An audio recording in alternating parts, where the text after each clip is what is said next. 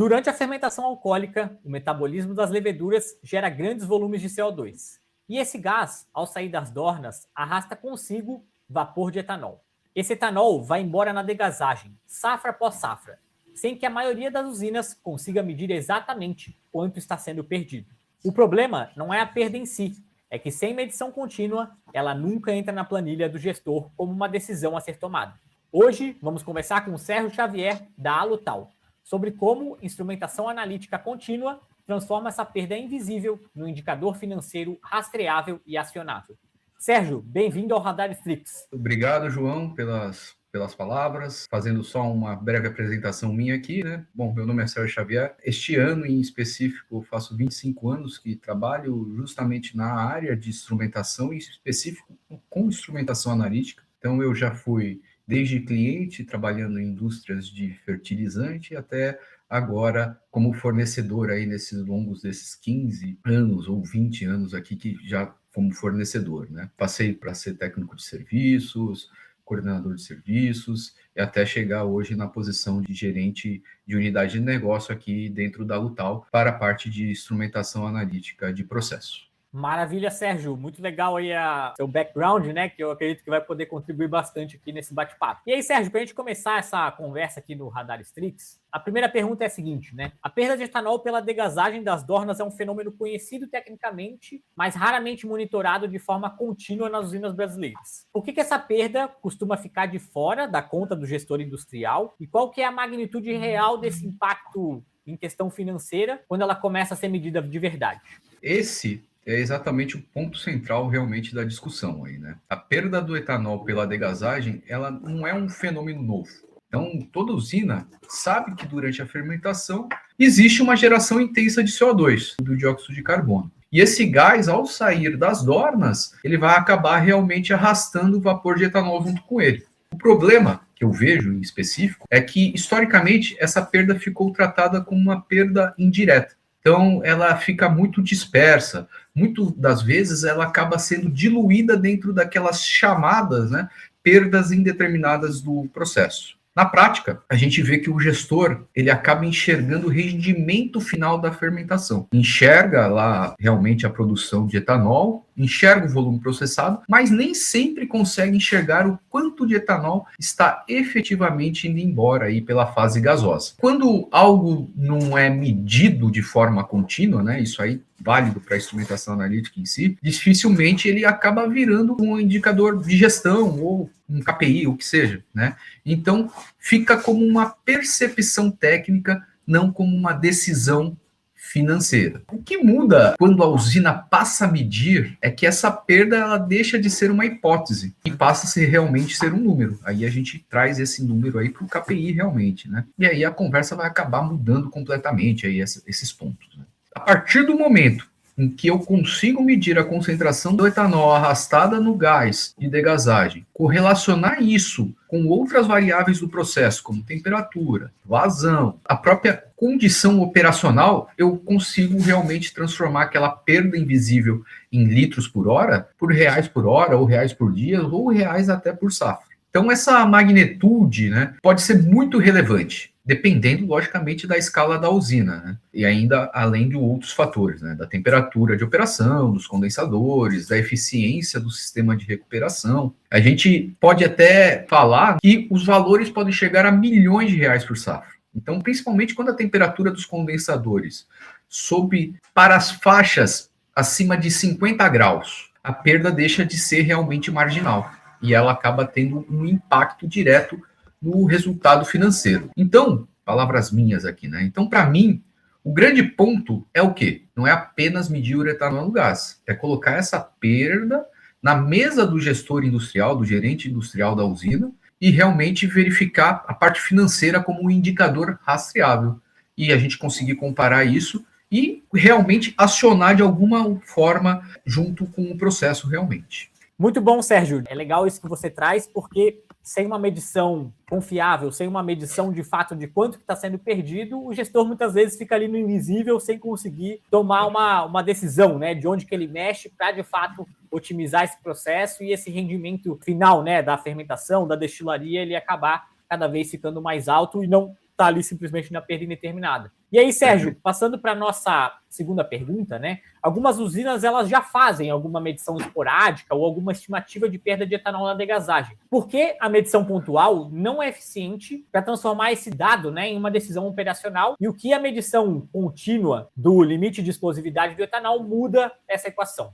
A medição pontual, realmente, ela vai ajudar a gente a dar uma fotografia do momento. Mas o processo de fermentação, a gente não pode tratar ele como uma fotografia, né? Ele tem que ser realmente um filme, que acontece o tempo todo. Então, a perda de etanol pela degasagem, ela vai variar ao longo do dia, ao longo do ciclo de fermentativo, ela vai depender realmente, mais uma vez, né, citando as outras variáveis, principalmente, ela vai depender muito da temperatura dos condensadores, das cargas das dornas, propriamente dito, da intensidade de geração do CO2 no estágio de fermentação, da condição operacional do sistema de condensação e de vários outros fatores. Então, quando eu faço uma medição isolada, essa medição fotográfica, né, eu capturo apenas um momento específico. E esse momento realmente pode não representar o pior cenário. Ele pode representar a média real e, principalmente, pode não, na realidade, permitir uma ação imediata.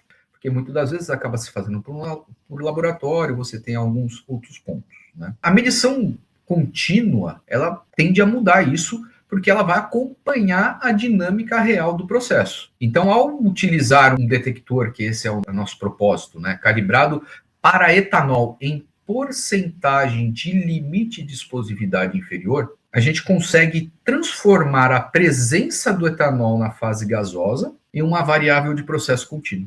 Então, a porcentagem de Léo, né, que é a explosividade inferior desse gás, nesse caso, ele vai funcionar como uma escala industrial robusta realmente. E aí a gente consegue acompanhar a concentração desse etanol na saída das dornas. Então, considerando que o Léo do etanol é de aproximadamente 3,1% em volume, uma leitura de 0 a 100% do limite de explosividade pode ser correlacionada com a concentração volumétrica mesmo. E aí a gente consegue realmente, então, se eu tenho de 0 a 100% de Léo, nesse caso, eu vou correlacionar com 0 a 3,1% de volume de etanol. Então, o mais importante é que essa leitura ela vai deixar de ser apenas um alarme de segurança e realmente ela vai ser uma variável de eficiência industrial. Se essa leitura do Léo correlacionado com o volume começar a subir, eu sei que a perda está aumentando. Isso é fato. Então, se a elevação coincide com o aumento de temperatura no condensador, eu já tenho uma causa provável.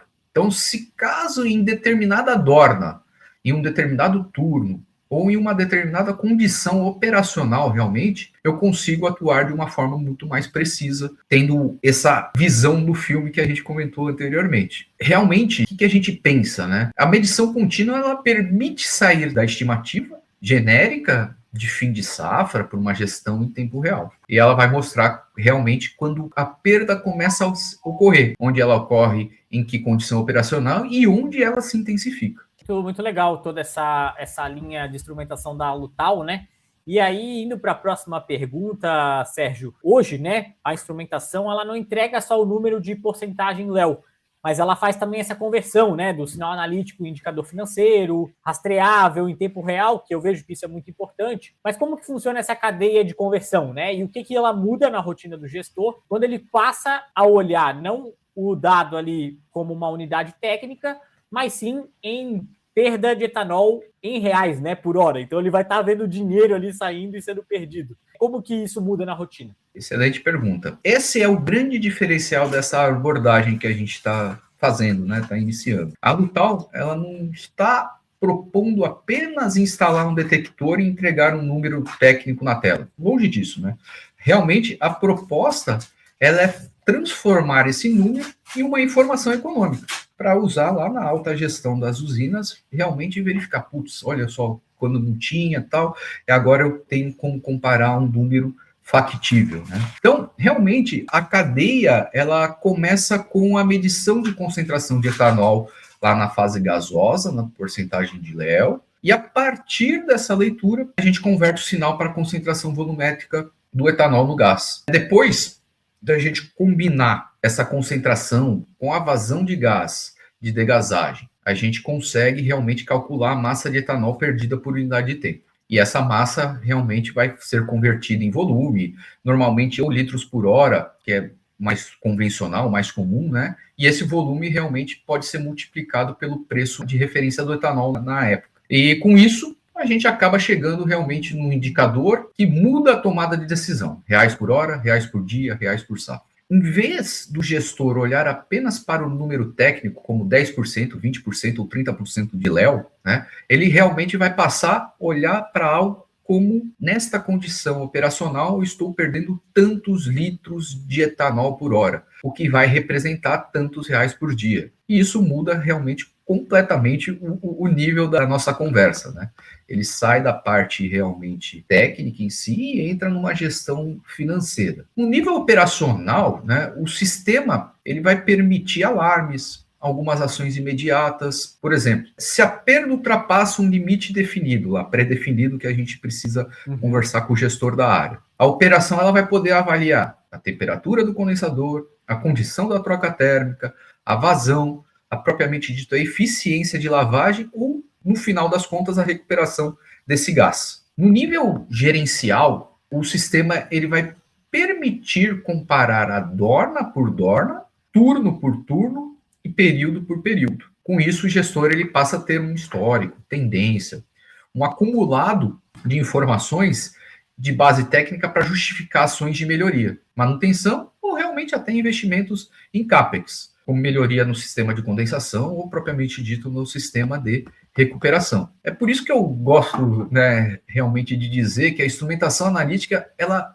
deixa de ser apenas uma ferramenta de medição. Ela passa a ser realmente uma plataforma de monetização. E isso vai transformar uma perda que era antes invisível em uma decisão realmente financeira rastreável. Legal, muito legal. É muito interessante toda essa linha, porque, de fato, essa decisão ela começa a olhar muito para o dinheiro no bolso, né? É muito interessante isso que você traz, Sérgio. E aí, indo para a nossa próxima pergunta, esse sistema de medição ele precisa lidar com um ambiente bem agressivo, né? Então, gás quente, umidade, presença de etanol em concentração variável. Quais são os desafios técnicos de condicionamento de amostra para garantir que o dado chega ao analisador seja de fato representativo do processo real e não um artefato de sistema de coleta?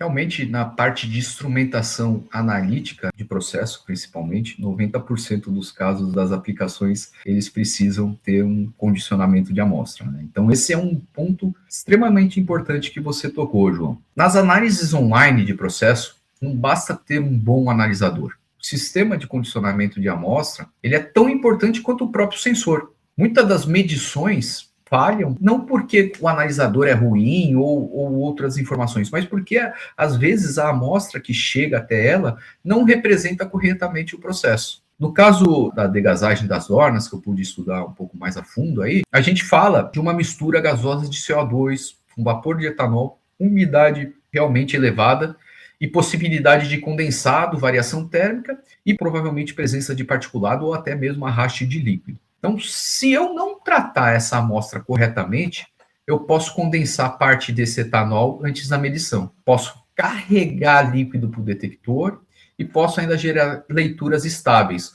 Ou posso ter realmente um número aparentemente preciso, mas que não vai representar a realidade da norma. A gente vê, né, que essa solução ela vem precisa para começar lá desde o ponto de coleta e depois a gente ir andando lá com a extração, que deve ser feita um ponto realmente representativo da degasagem, uma linha adequada, evitando perda de etanol por condensação indesejada. Depois, o gás precisa passar por um condicionamento controlado, remoção de partícula, proteção contra líquido, estabilização de temperatura, controle de fluxo e, propriamente dito, no final das contas, a entrega da amostra ao analisador dentro dessas condições corretas, né? A gente precisa realmente sempre falar de sistemas de condicionamento de amostra que ele não pode alterar físico-quimicamente a amostra, porque senão no final do dia a gente não consegue realmente fazer as análises corretas com o analisador. A Lutal, né, ela trabalha justamente nessa visão do sistema de completo, né?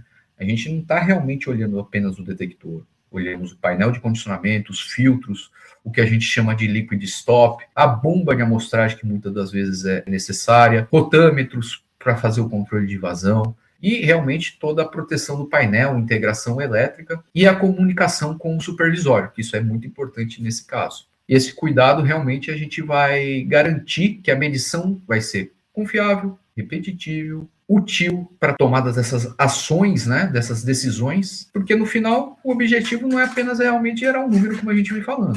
O objetivo é realmente gerar um dado representativo, rastreável, confiável e um orientativo realmente para a operação. Maravilha. E aí, Sérgio, indo para a nossa última pergunta aqui, né, e finalizando o nosso bate-papo aqui no Radar Strix, para uma usina que nunca mediu essa perda de forma contínua, como que é o processo de implantação do sistema e qual que é o horizonte de payback típico, assim, que vocês já têm aí no dia a dia de investimento, considerando que a monetização começa no momento em que a perda é identificada e essa operação começa a agir sobre ela? O que vocês têm aí do dia a dia que pode compartilhar com a gente? O primeiro ponto é entender que a implementação pode ser feita de forma bastante objetiva e gradual. Não é necessário interferir diretamente no processo fermentativo. A solução é instalada no ponto de saída da degasagem, como sistema de coleta, condicionamento de amostra, detector ou analisador dedicado para o etanol na fase gasosa, isso é importante falar, e a partir daí o sinal pode ser entregado no supervisório, CLP, ou propriamente dito um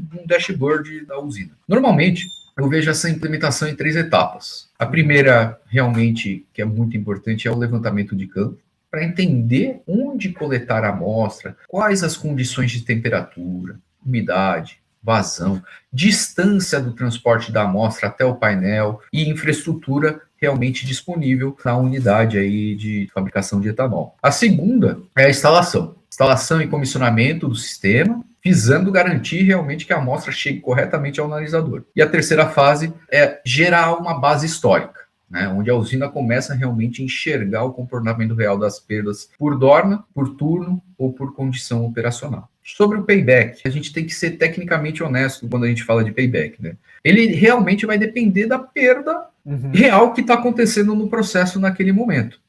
E esse é justamente um ponto. Muitas vezes as usinas ainda não sabem o quanto perde, porque nunca mediu de forma contínua. Mas quando a medição começa, a perda passa a aparecer com mais clareza. Em usinas de grande porte, né, pensando em usinas maiores aí e tudo mais, pequenas variações na perda de etanol, a gente realmente pode já justificar e representar valores financeiros bastante relevantes ao longo, principalmente, de uma safra. Em alguns casos, o retorno pode ocorrer em poucas safras e, dependendo da escala da perda identificada, até em poucos meses, dentro da própria safra. Então, principalmente quando a medição permite ações operacionais rápidas, como ajuste de temperatura de condensador, revisão de eficiência de recuperação, identificação de dornas críticas ou mudança dos parâmetros operacionais. O ponto mais importante é que a monetização ela começa no momento em que a perda passa a ser visível realmente. Então, antes disso, ela simplesmente acontecia sem endereço. Depois da medição, ela vira um indicador, e quando vira um indicador, ela realmente passa a ser gerenciada, né? Olhada com um pouco mais de carinho. Perfeito, Sérgio. Bom, agradeço por ter esclarecido muito essa parte da degasagem, né? Porque, de fato, a perda de etanol na degasagem ela não é um problema novo, né? Mas sem uma medição contínua, ela fica escondida, né? Na perda indeterminada ou nessa diferença em que o processo deveria render ou de fato rende. Então, Sérgio, obrigado pela trazer essa clareza, né, sobre como essa instrumentação analítica, e a gente entende que medir correto e medir de forma bem feita é o primeiro passo para a gente tomar decisões mais assertivas, né? Então, agradeço de novo, Sérgio. Obrigado por participar aqui do Radar Strix. Deixo aqui o microfone aberto para a sua última palavra aí e depois a gente finaliza. Obrigado, João. Na realidade, é mais para a gente focar um pouco melhor ainda, né? Eu resumiria essa solução em uma frase. A Lutal transforma uma perda invisível em um indicador financeiro rastreável. Então, a medição contínua do etanol na degasagem das dornas não é apenas uma solução de instrumentação. Ela vai se tornar realmente uma ferramenta de gestão industrial, financeira e, propriamente dito, até uma ajuda ambiental. Ela vai permitir medir melhor, decidir mais rápido, justificar os investimentos com dados e reduzir as perdas que muitas vezes passam safra após safra sem serem quantificadas ou qualificadas, o que seja.